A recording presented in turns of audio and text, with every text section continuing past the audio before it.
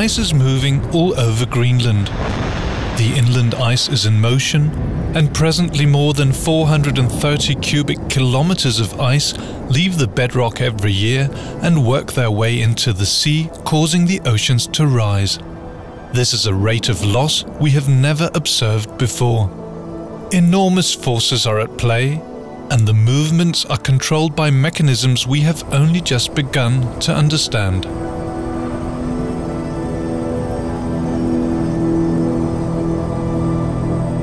The amount of ice flowing out of here may be as much as double what it was 10 years ago.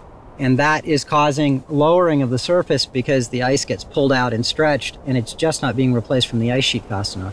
The melting pattern of the Greenland ice sheet has now moved towards the northern part of Greenland, where it's very responsive to very large outlet glaciers that can lose a large volume of ice from Greenland.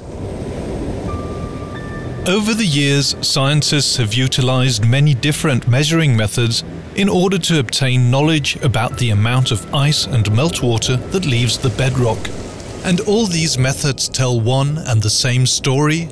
The ice mass is decreasing faster than ever observed before. We have to concentrate our research on the processes occurring here to understand why is the ice moving faster, when does it reach the northern part of Greenland, and how do we feed it back into our model to make a prediction for the future sea level rise. In the IPCC report from 2007, it was concluded that the mean value of the expected sea level rise during the next 100 years was 40 centimeters. And the new values of the expected sea level rise are more of the order 1 meter during the next century. So this has dramatically changed our prediction of the sea level rise we can expect in our future.